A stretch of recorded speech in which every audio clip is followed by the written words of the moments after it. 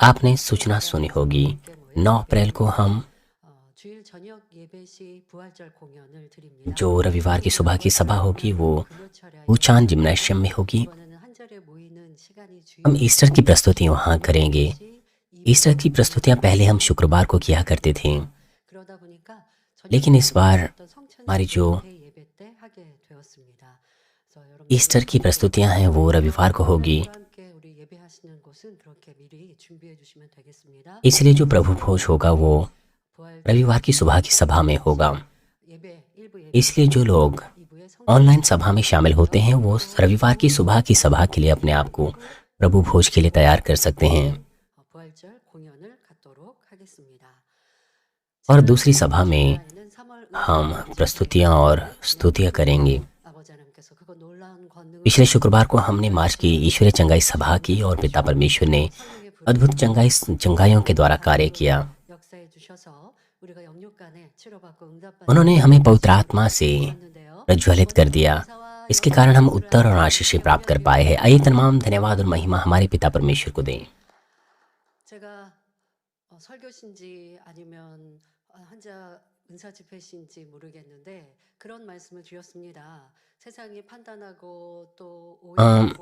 मैं नहीं जानती कि ऐसा मैंने कब कहा था, लेकिन मैंने कहा था भले ही हमें गलत समझे ये संसार, मगर हमें परमेश्वर की सामर्थ्य के बारे में बोलना नहीं छोड़ना है। और मैंने आपको वजह भी बताई थी कि क्यों मौन मीठा पानी का स्थान बंद कर दिया गया था, क्यों हमने मौन मीठा पानी लोगों को भेजना बंद कर दिया था। लेकिन हमने फिर से उसका प्रयोजन किया और अब लोग फिर से मौन मीठे पानी की जगह पर जाना शुरू हो गए हैं। और मैंने ये भी कहा था कि जब लोग हमें बाधित करते हैं या हस्तक्षेप करते हैं तो क्या हमें पानी भेजना बंद कर देना चाहिए? मैंने आपको ये कहा था, मैंने आपसे पूछा था, मैंने आपको कहा था कि अगर हम परमेश्वर को महिमा ना दें तो परमेश्वर हमारे लिए कार्य नहीं कर सकता है। और जैसे कि आज मुझे कुछ रिपोर्ट्स मिली हैं, ऐसे लोग थे जिन्होंने मौन मीठे पानी के साथ हस्तक्षेप करने की कोशिश की। मैं इस बात को नहीं जानती थी, मगर मैं आपसे फिर से पूछना चाहती हूँ, संसार में रुमाल के द्वारा लोग चंगाई प्राप्त कर रहे हैं, लेकिन संसारिक लोग इस बात पर विश्वास नहीं कर पाते हैं। लोग इसे अजीब बात समझते हैं और लोग हमें विधर्मी तक कहते हैं, हमें गलत कहते हैं। जब मैं रुमाल से प्रार्थना करती हूँ परमेश्वर को महिमा देने के लिए, आपको उत्तर और आशीष देने के लिए, क्या इससे मैं परमेश्वर बन जाती हूँ? हमारे सीनियर पास्टर ने परमेश्वर की सामर्थ्य को उतारा असंख्य उपवास और प्रार्थनाओं के द्वारा, और परमेश्वर की सामर्थ्य को उतारा। इसलिए हम रुमाल से चंगाइयाँ प्राप्त कर सकते हैं। बहुत से लोग परमेश्वर के कार्यों को रुमाल के द्वारा अनुभव कर रहे हैं, यहाँ तक कि यह संसार हमें गलत समझे, हमारा न्याय करें।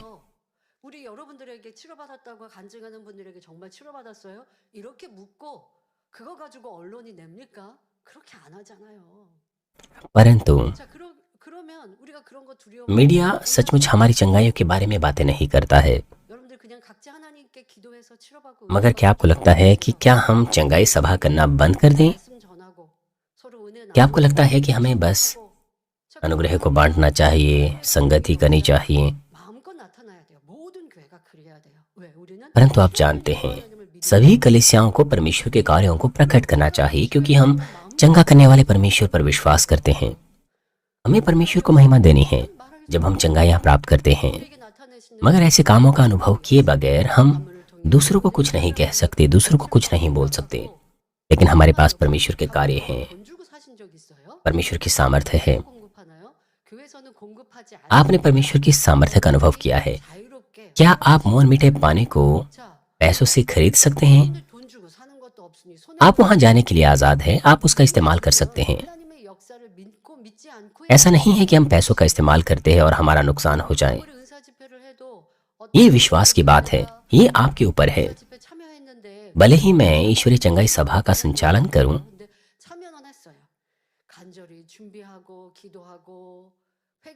कुछ लोग तो पूरी तैयारी के साथ चंगाई सभा में शामिल होते हैं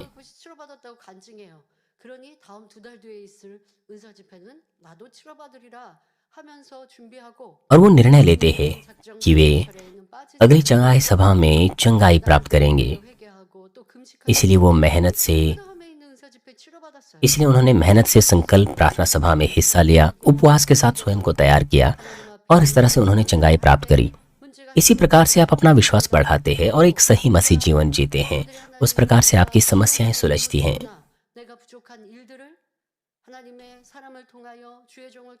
और आप में से हर व्यक्ति, जब आप परमेश्वर के जन के द्वारा प्रार्थना ग्रहण करते हैं तो आप चंगाई और उत्तर प्राप्त कर सकते हैं और परमेश्वर को महिमा दे सकते हैं। मगर लोग इस बारे में बड़ी अजीब से बातें करते हैं।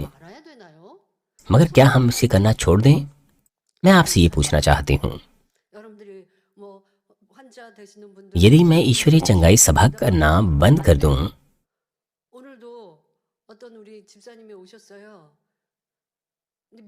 एक चर्च का सदस्य मेरे पास आया और वो अपने व्यापार के लिए प्रार्थनाओं को ग्रहण करना चाहता था।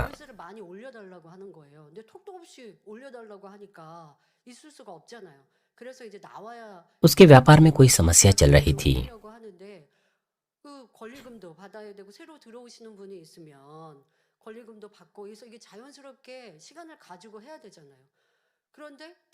उसे किसी से पैसा प्राप्त करना था ताकि चीजें सब कुछ ठीक चलें, मगर वो किसी मुश्किल में पड़ गया।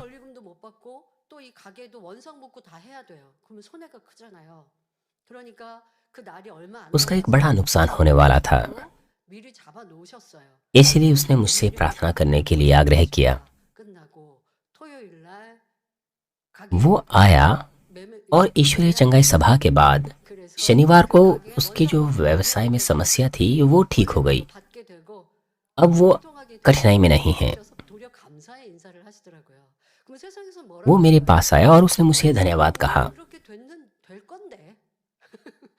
संसारिक लोग ऐसा कह सकते हैं कि ये तो संयोगवश हो गया, ये तो इत्तेफाक से हो गया। संसारिक लोग इस तरह से इन चीजों को कहते हैं।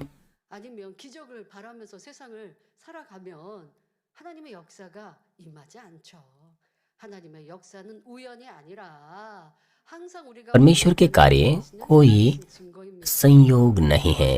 ये हमेशा हमारे साथ होते हैं और ये परमेश्वर के होने का प्रमाण है।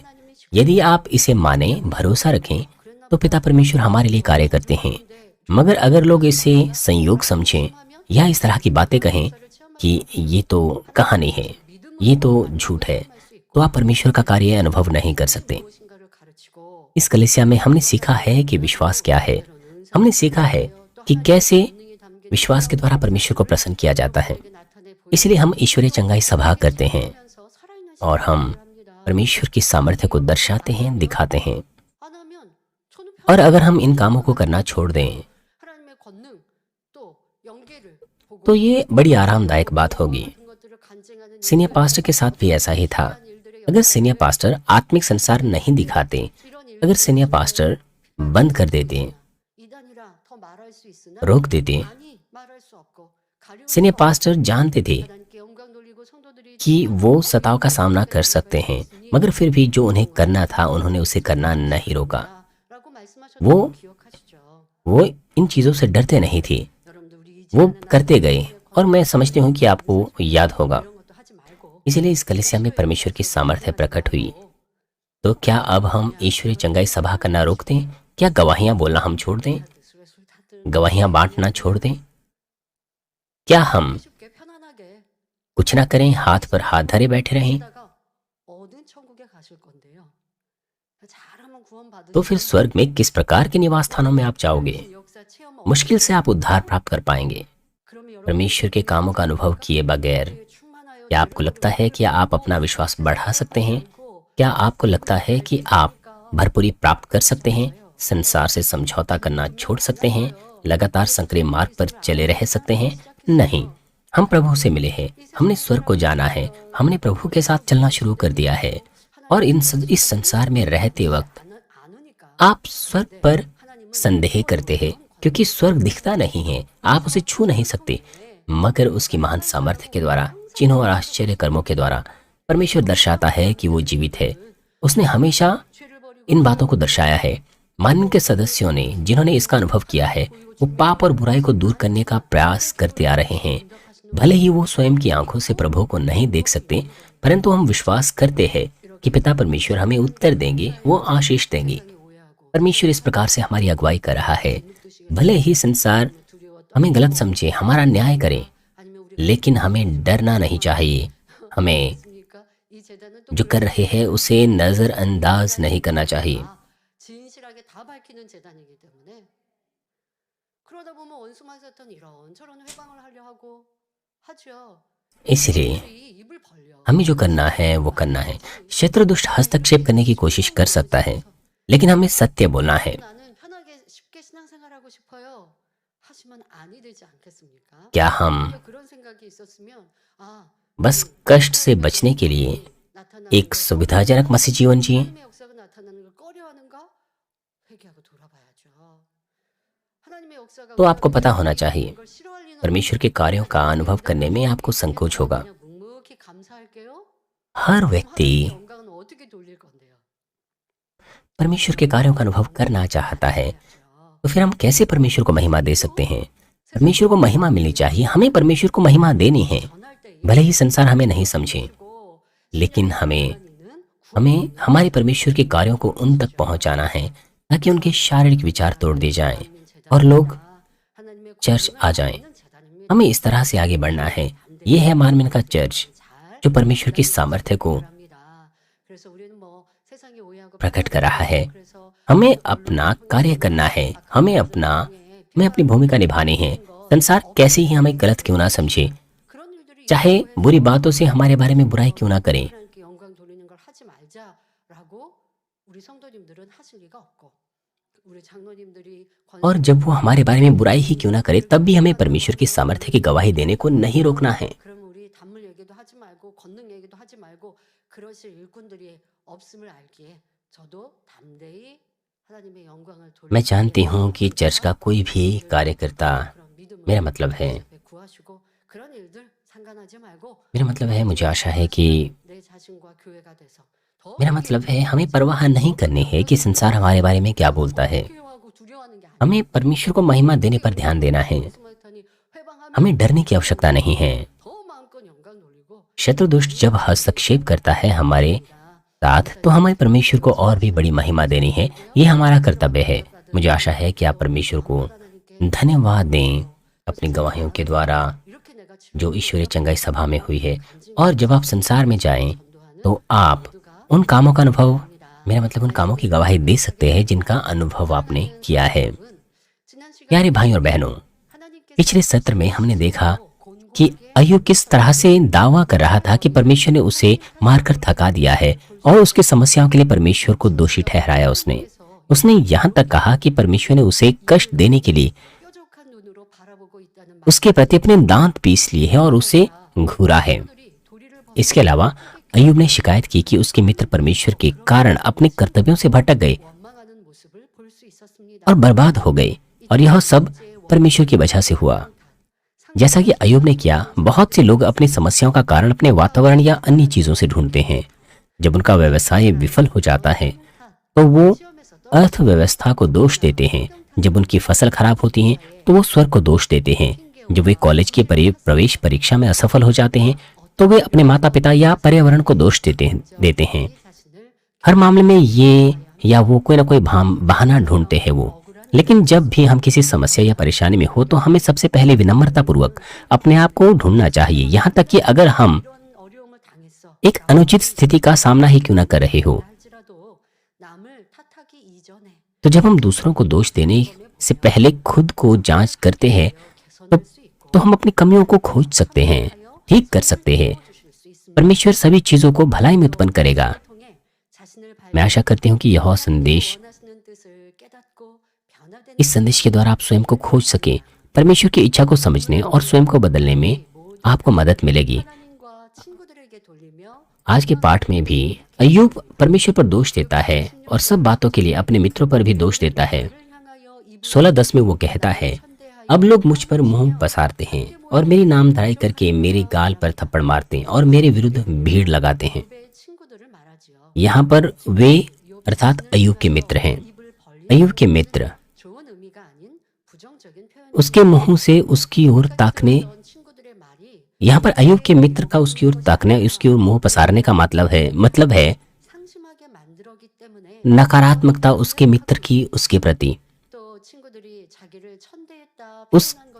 उसने अपने मित्रों से जो कुछ सुना था उससे उसे कोई आराम नहीं मिला, बल्कि पीड़ा ही हुई। उसे चोट लगी। वो इन भावों को प्रकट करने के लिए इसका इस्तेमाल करता है।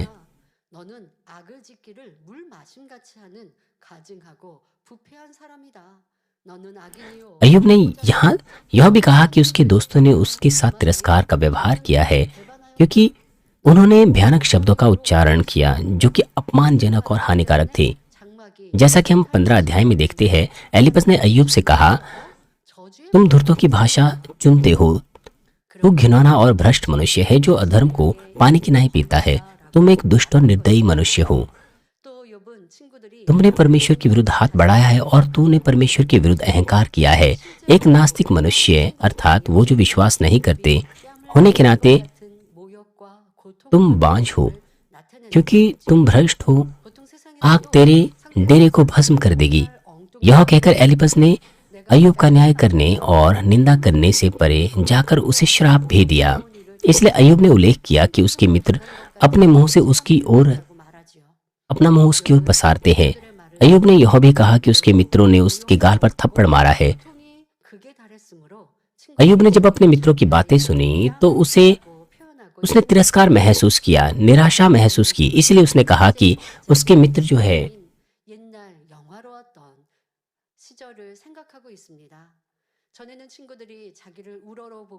उसकी ओर मुंह पसारते हैं। अय्यूब ने यह भी कहा कि उसके मित्रों ने उसके गाल पर थप्पड़ मारा है। भले ही उन्होंने वास्तव में उसके गाल पर थप्पड़ ना मारा हो, लेकिन उसने उस अभिव्यक्ति का इस्तेमाल किया यह दर्शाने के लिए कि वह कितना अपमानित हुआ है, जैसे कि उसके गाल पर थप्पड़ मारा गया हो। क्योंकि ये स्थिति दर्दनाक हो सकती थी। अगर अय्यूब का हृदय नम्र होता, वो अपने आप को जांचता, मगर अय्यूब लगातार अपने महिमावान बीते समय के बारे में सोच रहा था। वो याद करता था कि बीते समय में उसके मित्र किस तरह से अच्छा व्यवहार उसके साथ करते थे। इसलिए अय्यूब और भी अधिक दुखी हो गया था। अगर अय्यूब का व्यवहार नम्र होता, वो खुद को जांचता और वो सोचता कि क्यों उसके मित्र इस तरह का व्यवहार उसके साथ कर रहे थे, परंतु उसने ऐसा नहीं किया। उसने केवल अपने महिमावान बीते समय पर ही ध्यान दिया। वो उन बातों को याद करने लगा कि बीते समय में उसके मित्र किस तरह से अच्छा व्यवहार उसके साथ किया करते थे, लेकिन उसने अपनी वर्तमान स्थिति के बारे में ध्यान नहीं दिया। उसने अपनी तुलना केवल अपने बेहतर बीते समय से की, यह सोचते हुए कि अब उसके मित्र किस तरह से उसका अपमान कर रहे हैं, उसका तिरस्कार कर रहे हैं, और अब वो केवल यही सोच रहा है कि वो किस तरह से पीड़ा में है। इसलिए अय्यूब अपने आप को और भी अधिक पीड़ा में डालता है। और अय्यूब परमेश्वर के बारे में कैसा महसूस करता है उस पर भी यही लागू होता है।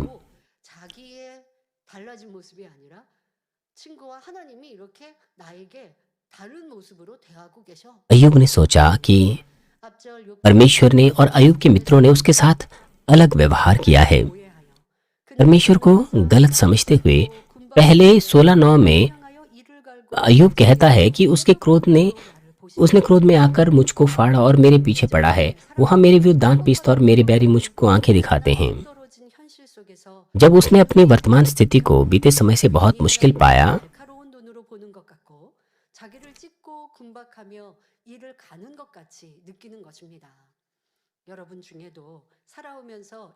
बीते समय में उसे प्रेम मिलता था, उसे आशीषें मिलती थी, इन तमाम चीजों को, अपने अतीत की इन तमाम चीजों को याद करते हुए वो बहुत निराश हुआ। 있다고 합시다.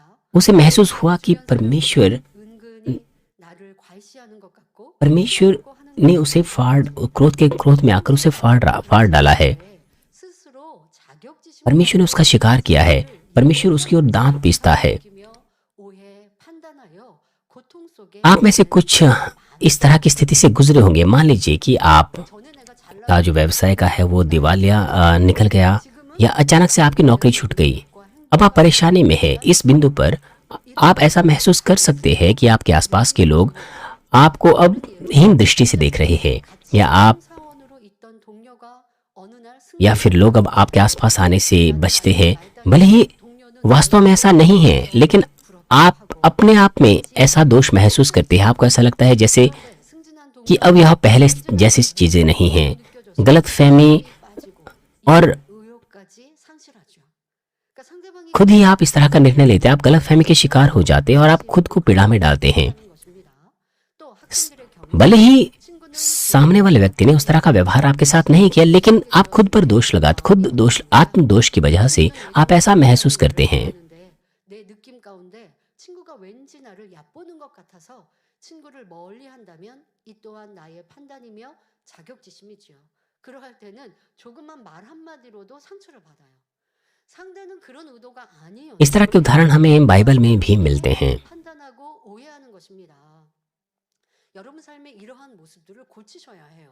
मान लीजिए 상대가 나에게 जब किसी दोस्त का दाखिला किसी अच्छे कॉलेज में हो जाता है तो दूसरे दोस्तों को कैसा महसूस होता है, 할지라도 जबकि उसका दोस्त तो पहले की तरह ही उसके साथ व्यवहार करता है, लेकिन उन्हें ऐसा लगता है कि अब 그래요. वो अपने आप में छोटा महसूस करने लग जाते हैं। 얘가 그랬다니까요. वो उससे दूर होने लग जाते हैं। वो अपने आप में हीन भावना भर देते हैं और अपने आप को हीन भावना से आंकते हैं। 무시해. ऐसे उदाहरण हमें बाइबल में मिल सकते हैं। लेकिन आप मरियम मगदलिनी के बारे में सोचिए। 우리가 그런 거에 상처를 받을 필요가 없는 거예요. उसे नजरअंदाज किया गया, लेकिन उसने कभी ये नहीं सोचा कि मुझे नजरअंदाज क्यों किया जा रहा है। उसने इस बात पर कभी ध्यान नहीं दिया कि सामने वाले व्यक्ति ने किस तरह से मेरे साथ व्यवहार किया। लेकिन हमारे अंदर अपना अहंकार होता है, हम गलतफहमी के शिकार हो जाते हैं और हमें ठेस पहुंचती है कि कैसे सामने वाला व्यक्ति किस दृष्टि से हमें देख रहा है। हम इस तरह से महसूस नहीं करना चाहिए। हमें खुद को इस तरह से मुश्किल में नहीं डालना चाहिए। जैसे कि मैंने आपको पहले भी बताया, 괴롭힘을 당한 सामने वाला व्यक्ति चाहे इरादे के साथ ही हम पर हमला क्यों ना करे, हमें ऐसा महसूस नहीं करना चाहिए। 다른 사람 보는 अगर वो ऐसा करें भी, 보는 눈이 तब भी 뾰족한 눈으로 보는 हमें उनके साथ भलाई करनी चाहिए। चाहे सामने वाला व्यक्ति हमें 판단하고 있잖아요. क्यों ना ताकें, हमें क्यों ना घूरें। 이길 필요가 없어요. 아유, A라는 사람한테 대하는 거랑 나한테 대하는 말투가 다른데요. 그거는 제3자도 그래요. 그러니까 내가 속상하면요, 다른 사람한테 봐봐, 나한테 말하는 거 저 사람한테 말하는 말투가 다르지? 꼭 이렇게 또 확인하려고도 하고요. 내가 느끼는 걸 상대방도 같이 공감하자고 그렇게 대화하고 और इसके अलावा 왜 그렇게 상처를 스스로 받으려고 합니까? हमें क्यों 그게 다른 ठेस महसूस करनी चाहिए 말하면 कि किस तरह से सामने वाले या दूसरे हमारे साथ व्यवहार करते हैं। 아니면 내가 더 जब वो हमारे साथ व्यवहार करते हैं, हम खुद को जांच सकते हैं, ये सोचते हुए कि क्या मेरे अंदर 있는 이런 모습에 सज्जनता की कमी है। 그렇다고 고개를 뻣뻣하게 드는 교만 मेरा मतलब है, क्या मेरे अंदर उदारता की कमी है। 부족한가?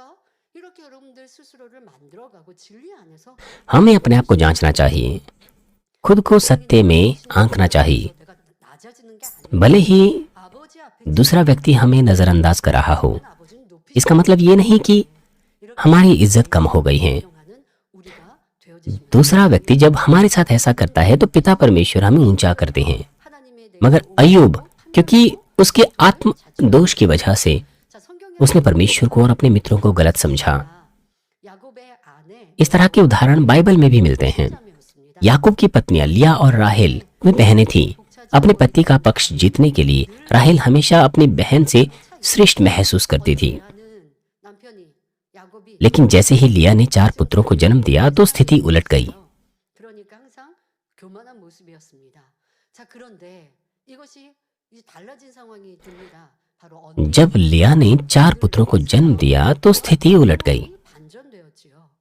혹여 야곱의 사랑이 레아에게 언니에게 쏠릴 राहेल को इस बात की चिंता थी कि अब याकूब का प्रेम लिया की ओर फिर जाएगा। 손에 이르러 राहेल ईर्ष्या से, 남편 야곱에게 केवल ईर्ष्या और जलन से ही नहीं बल्कि उससे भी आगे बढ़ गई। उसने अपने कर्मों में इस बात को प्रकट किया। वह तो अपने पति को यह तक कहने लगी कि मुझे बच्चा दे, नहीं तो मैं मर जाऊंगी। लेकिन असल में राहेल के लिए याकूब का प्रेम वैसा ही रहा, भले ही उससे उसका कोई बच्चा पैदा नहीं हुआ था, मगर आत्मदोष के कारण उसने महसूस किया कि लिया के द्वारा उसका तिरस्कार किया जा रहा है। इस तरह के परेशान करने वाले विचार जब उसके अंदर चलते रहे तो उसने सोचा कि अब पहले की तरह उसके पति का प्रेम उसके लिए नहीं रहा है। इस प्रकार यह जानते हुए भी कि उसका बांझपन याकूब की गलती नहीं है, फिर भी वो बुरे शब्दों से याकूब की निंदा करने लग गई।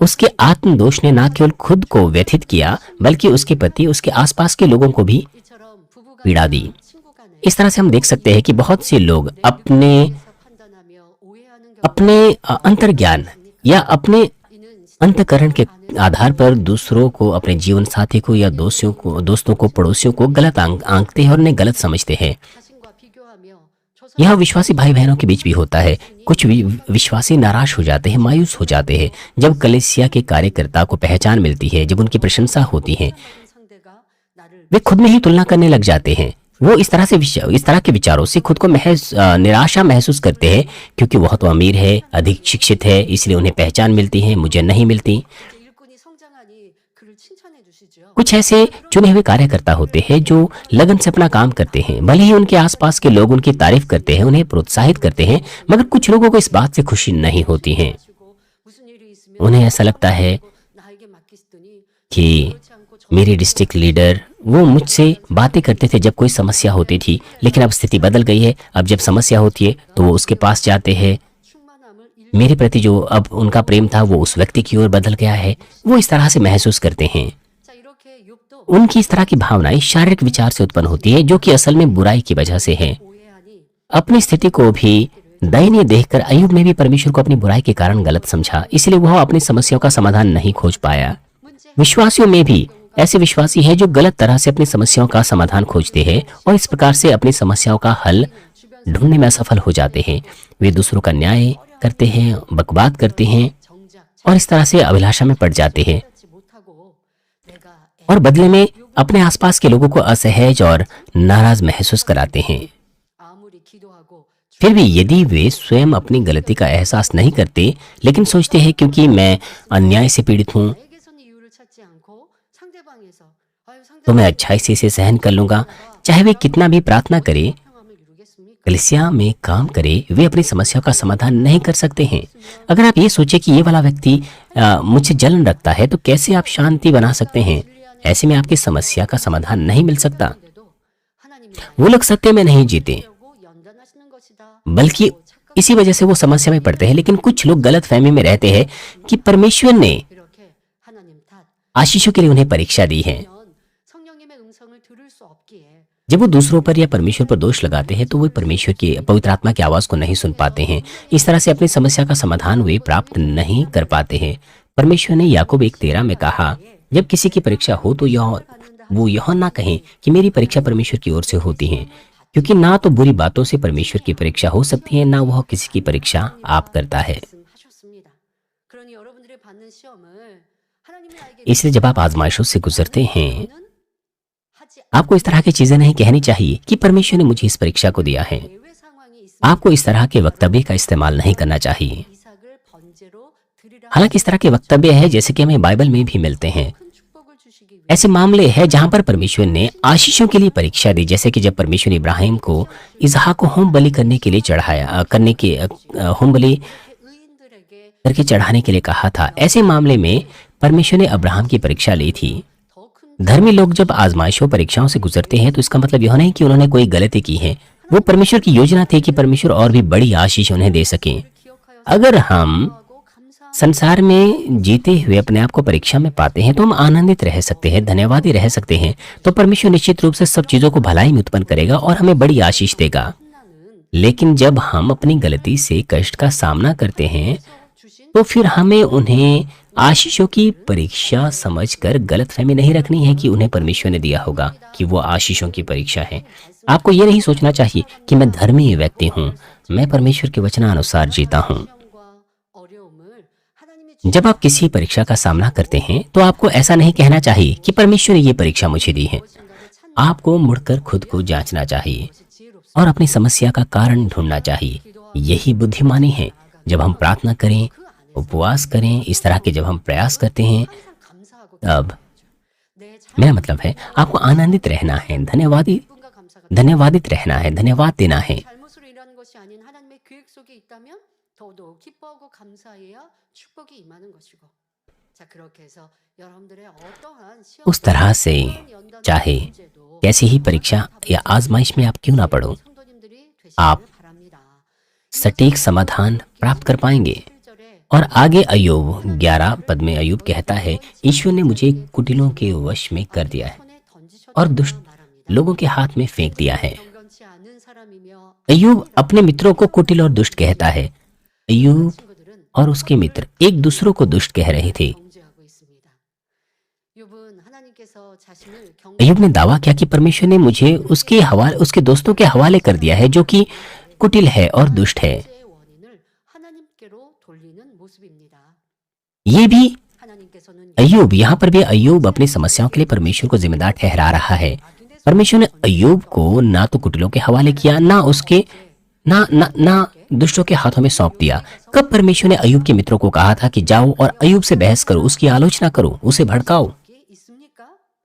하나님께서 사단의 송사를 허락하신 것은 परमेश्वर ने शैतान को जो अनुमति दी थी वह केवल यह कि उसकी संपत्ति ले ले। 사단의 송사를 허락하신 뒤로는 하나님께서 손을 떼시고 शैतान के 보고만 आरोपों को स्वीकार करने के बाद 하나님께서 욥을 परमेश्वर केवल अब देख रहा है, वो यहाँ शामिल नहीं है।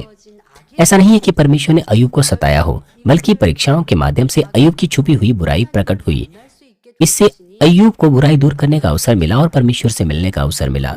इसलिए परमेश्वर ने अय्यूब का शोधन किया। अय्यूब परमेश्वर से नहीं मिला था, 연단을 통해 बल्कि अय्यूब ने केवल पूर्वजों के द्वारा ही 이제는 머리로 परमेश्वर के बारे में सुना था। यदि कोई व्यक्ति परीक्षणों के माध्यम से परमेश्वर से मिलता है तो वह ज्ञान आधारित विश्वास से ही अपने जीवन को जीता है, जिसके द्वारा वह अपने सिर में आत्मिक विश्वास करता है, जिससे वह अपने हृदय 전지전능하심과 사랑을 체험함으로써 मेरा मतलब है जिसे वो अपने हृदय से विश्वास करता है, जिस विश्वास के साथ हम परमेश्वर के बारे में सुनकर उससे डरते हैं और जिस विश्वास के साथ हम उसकी सामर्थ्य और उसके प्रेम को सीधे अनुभव करके उस पर विश्वास करते हैं, इन दोनों में बड़ा अंतर होता है। 이렇게 나타나 आपने परमेश्वर को सीधे रूप से अनुभव किया है। ऐसा नहीं है कि वो हमारी आंखों के सामने प्रकट होता हो, वो ऐसा नहीं कर सकता। ये न्याय के विरुद्ध है। 본능을 통하여 기소와 표적을 परंतु सामर्थ्य के प्रकटीकरण होने से चिन्ह और चमत्कारों के द्वारा हम परमेश्वर का अनुभव ऐसा करते हैं जैसे मानो हम उसे देखते हैं, उसे छूते हैं।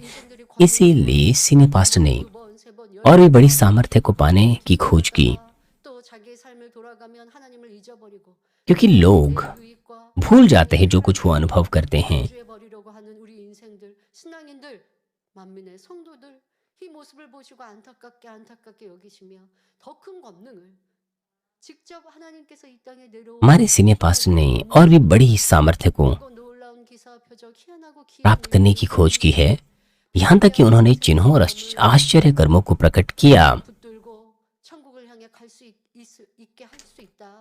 मगर लोगों की मदद करने के लिए 길, 세르사람에 가는 길, 이 세상은 너무나 कि वे 재미있고 संकरे मार्ग पर चल सकें, 그런 것들을 끊어내고 이 क्योंकि संसार में आज बहुत सी मनोरंजन की चीजें हैं। 하나님을 항상 क्योंकि सीनियर पास्टर को उन्हें रोकना था कि वे संसारिक चीजों में ना पड़ें। 보여야 하는데 उन्हें हमेशा परमेश्वर का अनुभव करने की आवश्यकता थी, 고백하시고 그와 같이 इसलिए उन्हें हमेशा परमेश्वर के कार्यों को देखने की आवश्यकता थी। इसीलिए सीनियर पास्टर लगातार 것입니다. 여러분 지금 परमेश्वर को थामे रखें। 혼자 기도, 사소한 기도를 통해 치료받는 무수한 간증이 इसीलिए अभी भी उनके कार्य प्रकट होते, अभी भी बीमार की प्रार्थनाओं के द्वारा 저 또한 이 은사 असंख्य मामले 목자님 हमारे पास आते हैं 끌어내리신 권능 जो उनकी प्रार्थनाओं के द्वारा ठीक हुए हैं। 나타내 हमारे पास वो सामर्थ्य है जो सीनियर पास्टर की असंख्य प्रार्थनाओं और उपवासों के द्वारा प्रकट हुई है। 살아있는 신앙생활을 하고 और अब हम परमेश्वर को ऐसा महसूस करते हैं जैसे मानो हम उसे देख सकते हैं, छू सकते हैं। 있던 욥이라 हमें इसके लिए कितना धन्यवादी होना चाहिए। 하나님을 만나고 체험하는 역사 भले ही अय्यूब एक ईश्वरीय जीवन जीता था, मगर क्योंकि उसने सीधे रूप से परमेश्वर का अनुभव नहीं किया था, जब उसने अपने आप को परीक्षा में पाया तो वो परमेश्वर से नाराज होने लग गया। लेकिन आपने असंख्य मामलों 하나님을 만나지 अनुभव 못하고 किए हैं। 신앙생활하는 거 아니에요, 여러분들은.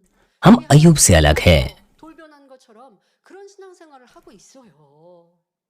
그런데 우리는 욥이 하나님을 원망했던, 하나님을 직접 만나기 전 원망했던 모습과 같이 살아간다면 아버지 하나님께서 얼마나 यदि हम, 안타깝습니까? 권능이 나타나면 기뻐하고 मेरा 즐거워. मतलब है 또 핍박을 당하면 힘들고 지쳐했다가 लोग आनंदित होते हैं जब वे परमेश्वर के कार्य को देखते हैं, लेकिन आजमाइशों में वे थक जाते हैं। 하나님을 만나고 체험하고 힘차게 뜨겁게 달려 परमेश्वर को मिलने, उसका अनुभव करने के द्वारा हम 해야죠.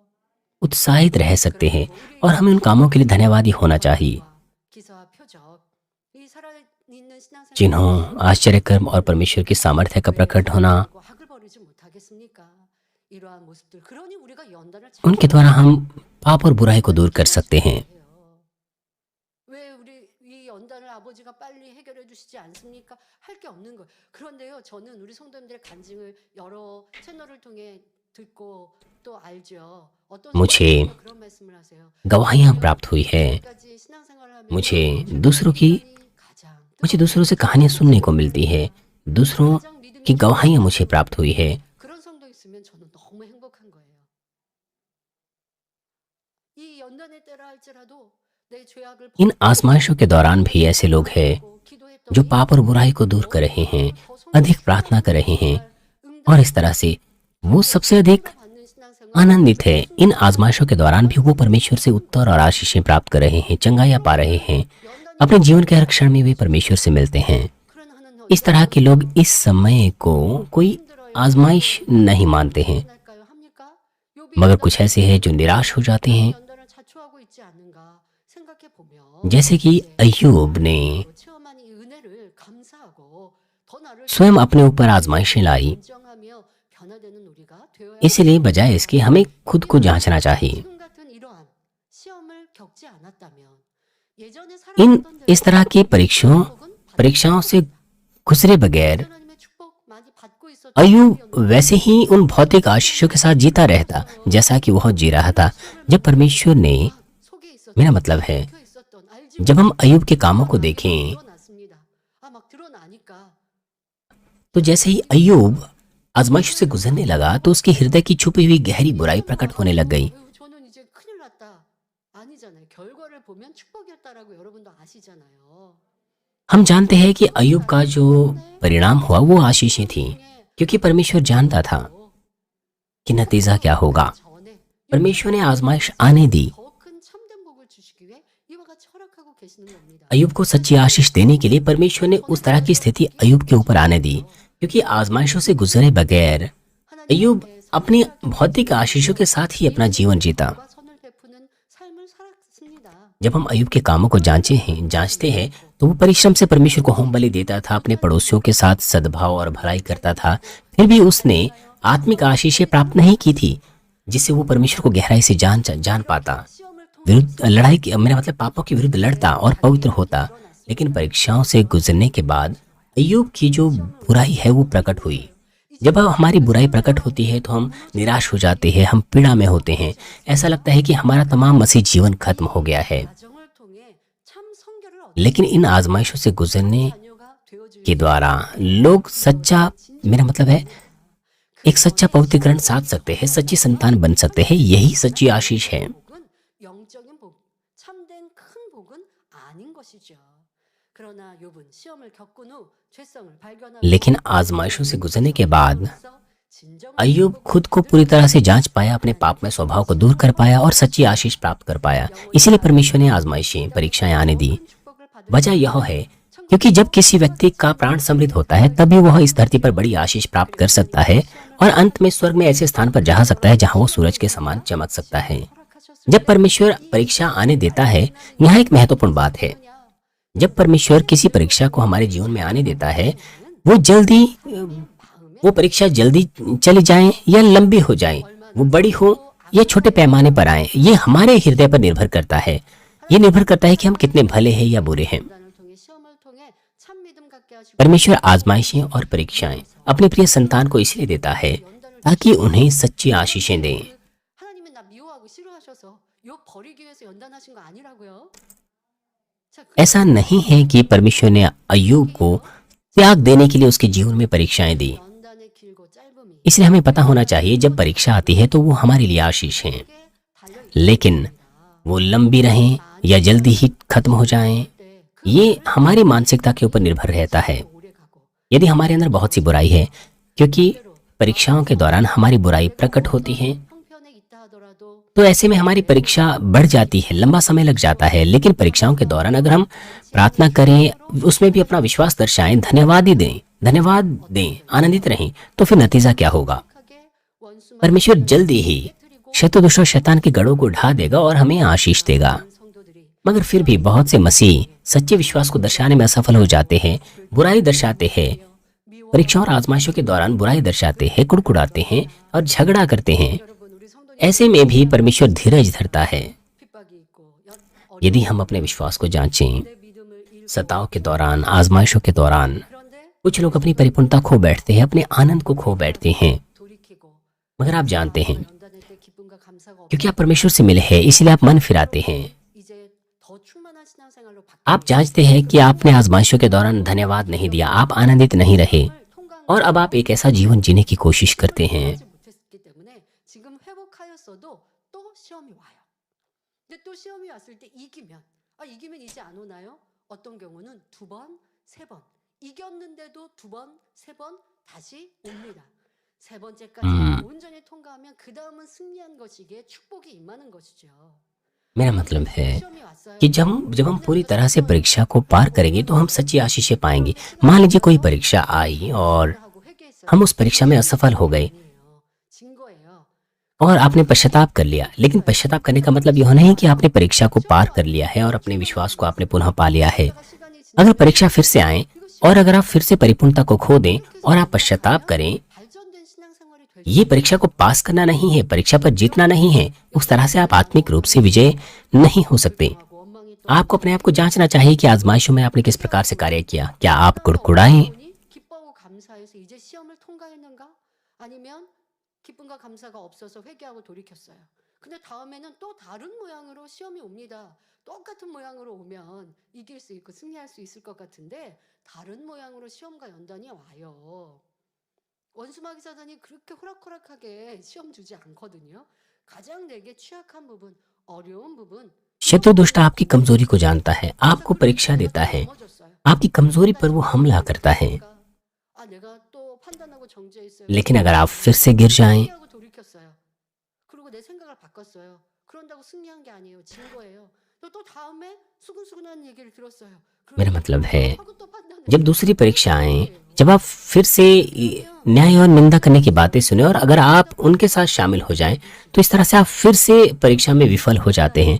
इस तरह से आप अपने अंदर सुधार नहीं कर सकते, इसीलिए आपकी आत्मिक उन्नति बहुत धीमी रहती है। इसलिए आप बार बार परीक्षाओं से गुजरते हैं। समस्या क्या है? 하지 못하니까 वो यह क्योंकि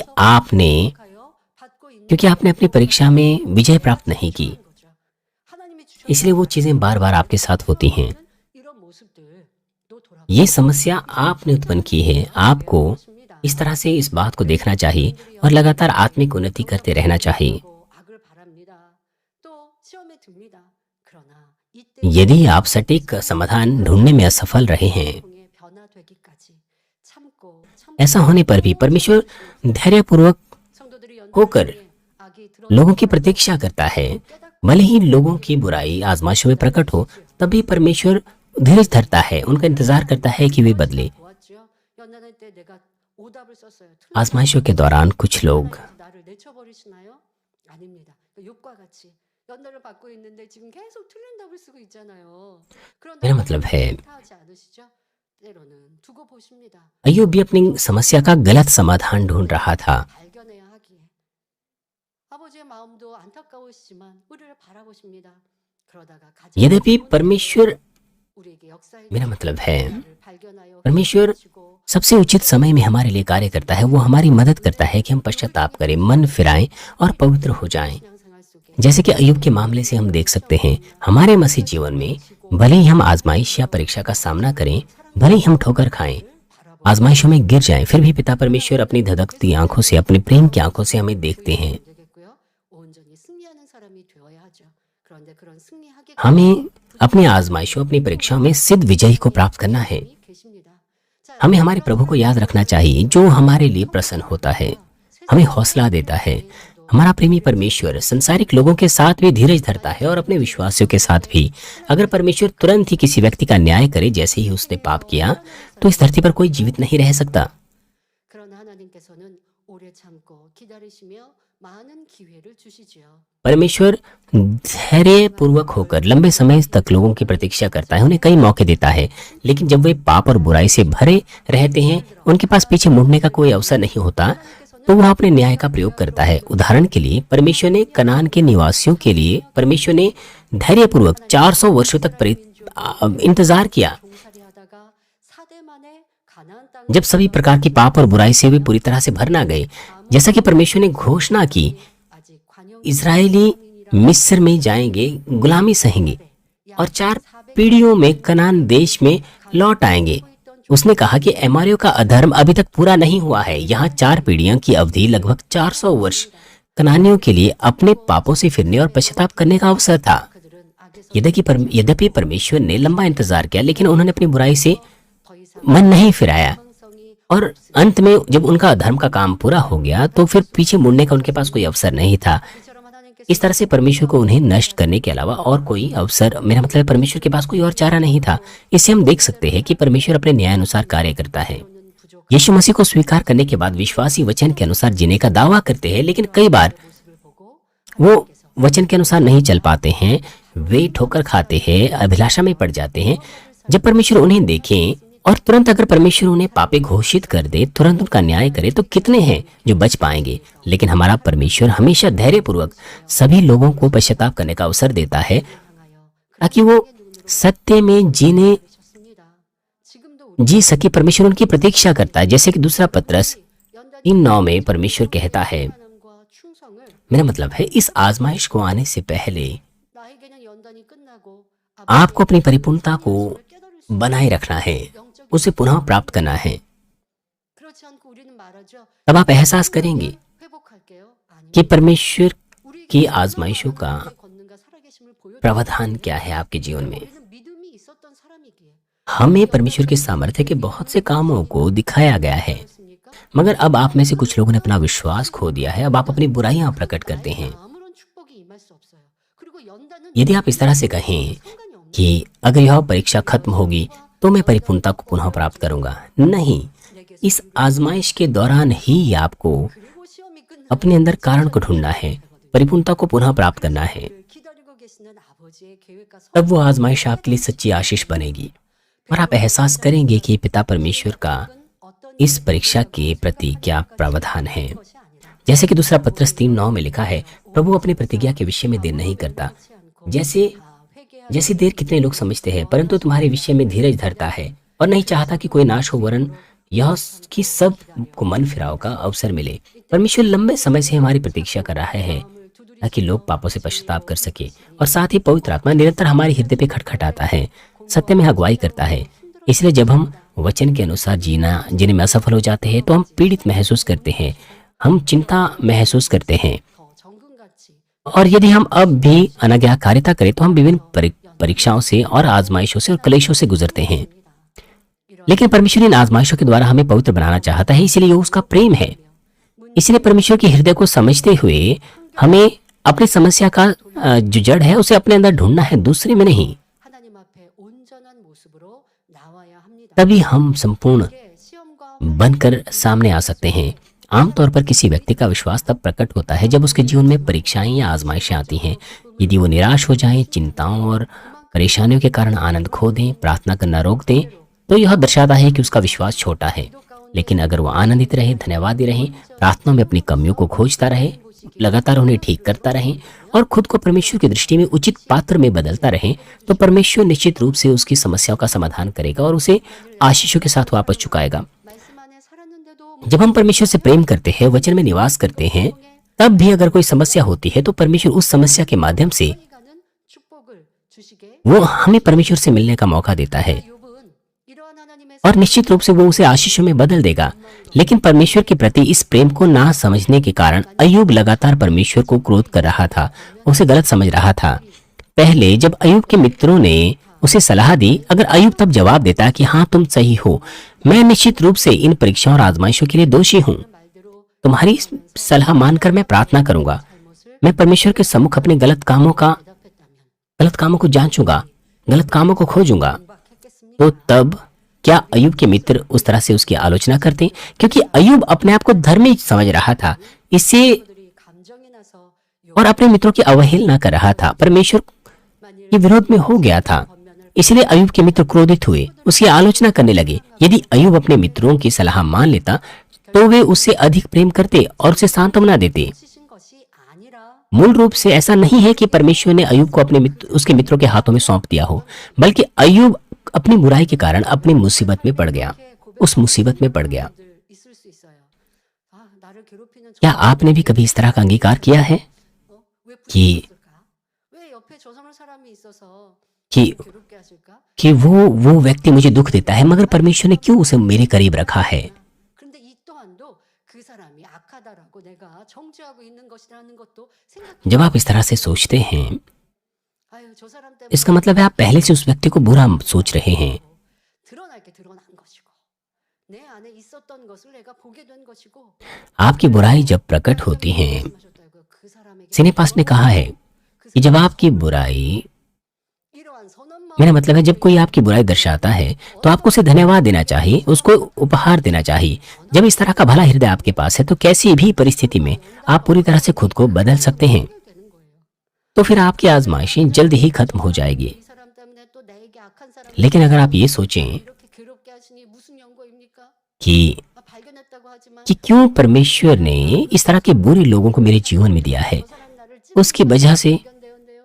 왜 그 사람은 मैं 나에게 송고되어 इसकी वजह से मेरे अंदर बुराई प्रकट हो रही है। 그럴 것이 아니라 जब आप इस तरह से कहते हैं, इसका मतलब है कि आप पहले से बुराई कर रहे हैं। 누군가의 말에 같이 싸우고 बजाय इसके आपको एहसास करना चाहिए, 라고 정확히 나에게서 원하는 आपको ये एहसास करना चाहिए, 사람이 신속히 आपको खुद को 되지요.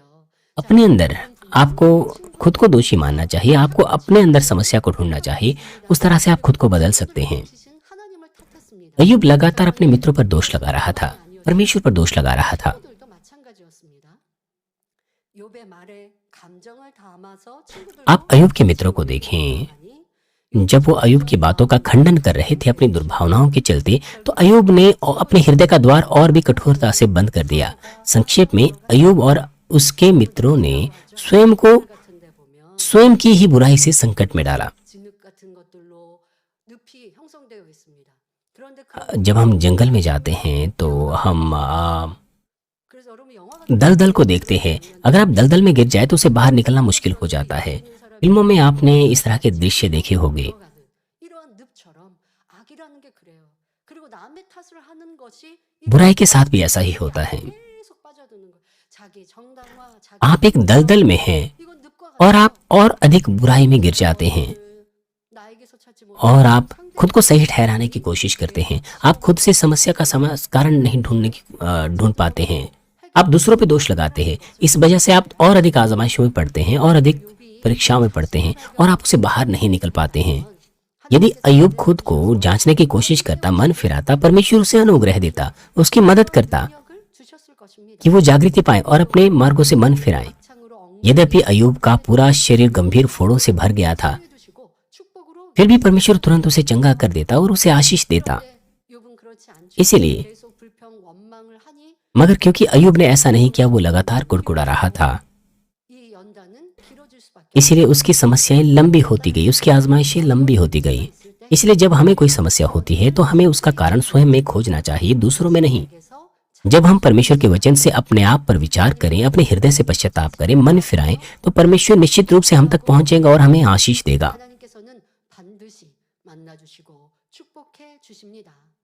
그러나 욥은 아직 परंतु क्योंकि अय्यूब चीजों को नहीं समझ पा रहा था, वो निरंतर 느낌대로 अपने अंतर्ज्ञान के आधार पर परमेश्वर का मूल्यांकन कर रहा था और अपनी समस्याओं के लिए परमेश्वर को दोषी ठहरा रहा था या जिम्मेदार ठहरा रहा था। 하겠습니다. 여러분들은 말씀을 आगे है, 들을 찾으셨습니까? 아니면 여전히 आइए बाकी संदेश मैं आपको अगले सत्र में बताऊंगी। 환경에서 아니면 क्या आप अपने अंदर अभी भी अपनी समस्या का समाधान ढूंढ रहे हैं या फिर आप अपने साथी पर या अपने मित्र पर दोष लगाते हैं? 그것은 말씀드린 대로 क्या आप 늪에 빠져서 헤어지지 कुड़कुड़ाते हैं? अगर आपने ऐसा किया है तो आप अपने आप को और अधिक मुश्किल में डाल रहे हैं। आप अपने आप को और मुश्किलों के या आजमाइशों के दलदल में डाल रहे हैं। आइए मैं इस संदेश का सारांश आपको दूंगी। 원인을 남의 탓으로 돌리지 말고 나 자신의 जो सबक आज के पाठ से हमें सीखना है वो यह 설령 कि हमें 원인이 अपनी समस्याओं के लिए दूसरों को दोषी नहीं ठहराना है, खुद में कारण ढूंढना है। 열쇠는 내가 하나님의 हमें परमेश्वर के वचन के अनुसार चलकर परमेश्वर के वचन का पालन करके समस्या का समाधान करना है। बहुत से लोग ज्यादातर मामलों में तो आनंदित होते हैं, लेकिन गंभीर क्षणों में या चुनौती भरे क्षणों में वो आनंदित नहीं होते। 범사에 감사하라. 이는 그리스도 예수 안에서 너희를 향하신 하나님의 뜻이니라 पहला 말씀. थिस्सलुनीकियों 5:18 में कहता है कि सब बात में धन्यवाद दो, यही प्रभु यीशु में परमेश्वर की आपके लिए इच्छा है। हमें हर परिस्थिति में धन्यवाद देना है। 이 말씀을 우리 교회에 대입할까요? 하나님의 권능이 나타나면 기뻐. इस संदेश को हम अपने ऊपर लागू करें। 전도합니다. 충만합니다. लोग आनंदित तब होते हैं जब परमेश्वर की सामर्थ्य प्रकट होती है, वे सुसमाचार का प्रचार करते हैं। 어려움을 가지고 लेकिन जब शत्रु दुष्ट हमें कष्ट देता है 나는 이렇게 तो कुछ लोग आनंद को खो बैठते हैं। वे थका हुआ महसूस करते हैं, वे विडंबना में पड़ जाते हैं और वे कुड़कुड़ाते हैं। 그럼 나는 어떠해야 하는가를 답을 얻을 수 있죠. 하나님의 इस आयत को याद रखते हुए हमें ये देखना होगा कि हमें क्या करना होगा इस समय के दौरान। 권능에 기뻐하고 감사해. परमेश्वर अभी भी हमारे लिए कार्य कर रहा है, इसलिए हमें आनंदित रहना है, धन्यवादी रहना है। 잃고 भले ही यह संसार हमें गलत समझे, हमारा न्याय करे, 그러면 하나님의 축복은 온데간데 없이 사라지지 않는가? 좋을 때는 기뻐하고 어려움이 올 때는 불평하고 원망하는 यदि हम आनंदित हैं केवल आनंद के समय में, और यदि हम, 들에게 온 시험과 연단을 해결해 가시기를 바랍니다. मेरा मतलब है, 성도 여러분 중에도 사방이 고난의 벽으로 둘러싸인 것 같은 क्या आप में से कोई ऐसा है जो 있는 분이 계신지요? इस तरह की परीक्षाओं से गुजर रहा है, जो परीक्षाएं बाहर से आ रही हैं? तो फिर मैं आपको विश्वास के पूर्वजों 바울과 के 실라가 कार्यों के बारे में आपको याद दिलाना चाहती हूँ। 기록이 나옵니다. 그곳에는 귀신 들려 점을 침으로 प्रेरितों के काम 16 अध्याय में हम देखते हैं फिलिपी में सुसमाचार का प्रचार करते हुए पौलुस और सिलास ने किस तरह से व्यवहार किया। उस क्षेत्र में एक दासी रहती थी जो दुष्टात्मा से ग्रसित थी। 여종에게서 귀신을 내어쫓게 됩니다. 그런데 주인은 여종에게서 귀신이 나감으로 자기의 이익이 끊어진 것에 वहां पर वो जो दासी थी वो भूत ग्रसित थी, वो अपने स्वामी के लिए काम करती थी। 그렇게 악한 이들은 하나님의 권능이 나타나 परंतु जब पौलुस और सिलास को वो परेशान करती रही तो बहुत दिनों तक वो उनका पीछा करती रही। तो पौलुस ने अंत में उस दुष्टात्मा को निकाल दिया। 바울과 신라는 하나님을 원망하기는 और इसके चलते क्या हुआ, पौलुस और सिलास को पकड़कर मुख्य न्यायाधीशों के सामने खड़ा किया गया, उन्हें मारा गया, उन पर दोष लगाए गए। पौलुस और सिलास को बेंतों से मारा गया, भीतरी बंदीगृह में उन्हें डाल दिया गया। फिर भी 하시는 하나님께서 परमेश्वर से नाराज होने के बजाय उन्होंने प्रार्थना की, उन्होंने स्तुतियां गाई। 4장 6절에 아무것도 염려하지 말고 오직 모든 일에 기도와 간구로 너희 구할 것을 감사함으로 하나님 इसलिए फिलिपियों 4:6 कहता है किसी बात की चिंता मत करो, परंतु हर एक बात में तुम्हारे निवेदन, प्रार्थना और विनती के द्वारा परमेश्वर के 나타나지 않 साथ परमेश्वर के सम्मुख उपस्थित किए जाएं। 하나님의 권능이 나타나지 않을 때 하나님의 치료가 나타나지 लेकिन हमारे पास चिंता होती है कि क्या होगा अगर परमेश्वर हमारे लिए कार्य ना करे, अगर परमेश्वर सामर्थ्य प्रकट ना करे। 나타나면 그 한 가지만으로도 우리는 기뻐하고 즐거워하고 감사하며 ये चिंता का विषय है, लेकिन अगर परमेश्वर सचमुच हमारे लिए कार्य करता है तो केवल यही इस एकमात्र तथ्य के द्वारा भी हमें आनंदित होना चाहिए। हमें ऐसा सच्चा विश्वास पाना चाहिए। योना जब एक बड़ी मछली के पेट में था वो धन्यवादी था, उसने प्रार्थना की। यह जानकर कि दानियल को शेरों की मान में डाला जाएगा, तब भी वो धन्यवादी था, उसने प्रार्थना की। परमेश्वर के इन जनों की विश्वास योग्यता भरे जीवन को देखकर 많은 고단 हम हर तरह की मुश्किलों से पार निकल सकते हैं। 그러나 힘을 잃은 것이 아니라 고린도후서 4장 8절 9절에 사방으로 우겨쌈을 당하여도 쌓이지 प्रेरित पौलुस ने कई तरह की परीक्षाओं का सामना किया, उसे मारा गया, पीटा गया, कई तरह की पीड़ाएं उसके ऊपर आई, लेकिन फिर भी वो दूसरा कुरिन्थियों 4:8 में कहता है, हम चारों ओर से क्लेश तो भोगते हैं पर संकट में नहीं पड़ते, निरुपाय तो है पर निराश नहीं होते, सताए तो जाते हैं पर त्यागे नहीं जाते, गिराए तो जाते हैं पर नाश नहीं होते। इस तरह से हम देख सकते हैं जब हम पिता परमेश्वर के वचन के अनुसार जीते हैं तो दिन और रात हम एक विजय जीवन जी सकते हैं। भले ही आप ऐसे अपने आप को ऐसी स्थिति में क्यों ना पाएं कि आप किसी चोटी की सिरे पर खड़े हैं, 하나님께서 기뻐하시고 तो फिर आप विश्वास के कार्य को प्रकट क्यों नहीं करते? परमेश्वर आपके विश्वास के कार्य को देखेगा और सब बातों को आपके लिए भलाई में उत्पन्न करेगा। 하나님을 만난 लेकिन 체험이 अय्यूब 연단 중에 원망 परमेश्वर से व्यक्तिगत रूप से नहीं मिला था, इसलिए आजमाइशों के दौरान उसने 남의 탓으로 अपनी समस्याओं के लिए परमेश्वर और दूसरे लोगों को जिम्मेदार ठहराया।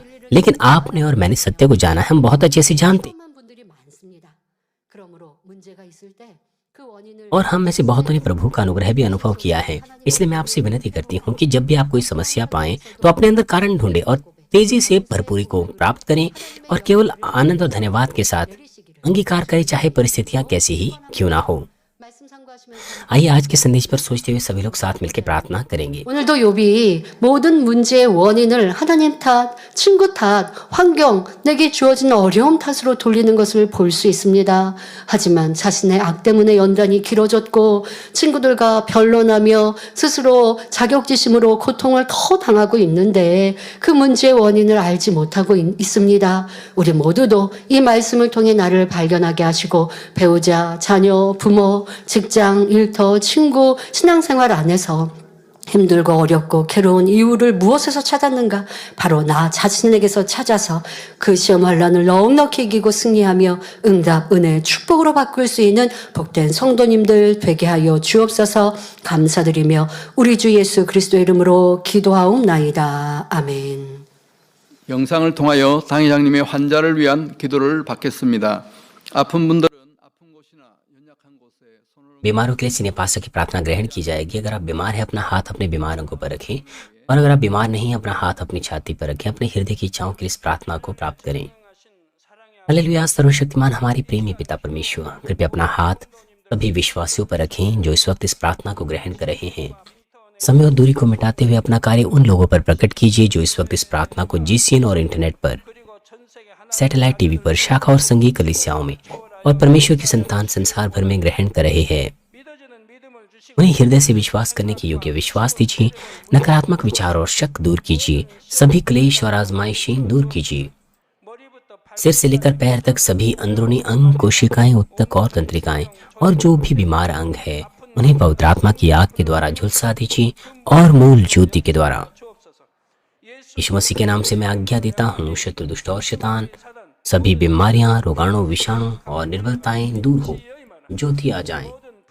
कृपया उनके तमाम असाध्य और अंतकारी रोग पवित्र आत्मा की आग के द्वारा झुलसा दीजिए। सभी प्रकार की महामारियां, मलेरिया सहित दूर कीजिए। सभी संक्रामक रोग जैसे कि जुकाम और बुखार दूर हो, उन्हें सुरक्षा दीजिए। सभी प्रकार के रोगाणुओं और विषाणुओं से, तमाम पेट, फेफड़े, जिगर, छाती, यूट्रिन और आंतों के कैंसर से उन्हें चंगा कीजिए। एड्स, लुकीमिया, दिमागी रक्तघात, उच्च रक्तचाप, धीमा रक्तचाप, थायराइड, हृदय, मधुमेह, तमाम प्रकार के सूजन और जलन दूर हो और वे साफ हो जाएं।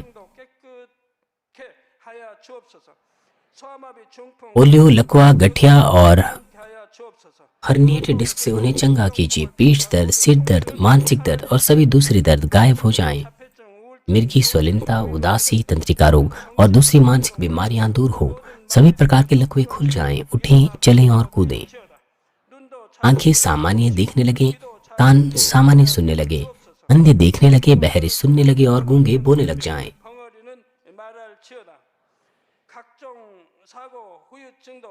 तमाम प्रकार की दुर्घटना के दुष्प्रभाव से उन्हें चंगा कीजिए। उनकी टूटी हड्डियां जुड़ जाएं। उन्हें जलन से ठीक कीजिए। जलन और दहन संवेदना उनसे दूर हो। पिता, कोई दाग वहां न रह जाएं। सभी प्रकार की नशे की लत से, जहर पदार्थ और उनके इस्तेमाल से साफ हो जाओ। मृतक कोशिकाओं, तंत्रिकाओं को फिर से जिला दीजिए। मृतकों को जिला दीजिए। उन्हें गर्भधारण की आशीष दीजिए। आप गर्भधारण की आशीष प्राप्त करने पाएं। यीशु मसीह के नाम से मैं आज्ञा देता हूँ, शत्रु, दुष्ट और शैतान, हवाओं के सामर्थ्य के शासक, स्वर्गीय स्थानों की बुराई की सेनाएं और उनके दास दूर हो। बुरी, अशुद्ध, झूठी, धोखे की और अलग करने वाली आत्माएं और तमाम अंधकार के बल दूर हो, दुष्टता के तमाम बंधन खुल जाएं, अंधकार दूर हो, ज्योति आ जाए। पिता परमेश्वर उन्हें ताकत दीजिए कि वे प्रार्थनाओं में पुकारें, पापों को दूर करने की उन्हें सामर्थ्य दीजिए और वे पवित्र हो जाएं। जब उनका प्राण समृद्ध होता है, सब बातों में वे भले चंगे रहे और उनके परिवारों में भी सुसमाचार का प्रचार हो। पूरे सप्ताह भर हर प्रकार की दुर्घटना और विपत्तियों से उन्हें सुरक्षा दीजिए और आशीष दीजिए कि वे एक समृद्ध जीवन बिना किसी समस्या के जी सकें। पवित्र आत्मा की अग्नि में बाड़े में स्वर्गीय सेना, स्वर्गदूतों और अपनी धधकती आंखों के द्वारा अपने बच्चों को बुद्धि और समझ दीजिए। उन्हें जोश और जुनून मेहनत से पढ़ाई करने के लिए दीजिए। उन्हें आशीष दीजिए वे और भी जुनून के साथ आपको प्रेम कर सके। आपके बच्चे चाहे खाएं पिएं या जो कुछ भी करें, वो अपना जीवन पिता परमेश्वर आपको महिमा देते हुए जीने पाए। वे जीवित परमेश्वर की गवाही ये कहकर दे सके कि मैं परमेश्वर से मिला हूँ, मैंने परमेश्वर का अनुभव किया है और उससे उत्तर और आशीषें प्राप्त किए हैं। पिता परमेश्वर आपका धन्यवाद। सारी महिमा केवल आपको मिले। हमारे प्रभु यीशु मसीह के नाम से मैं प्रार्थना करता हूँ, आमीन।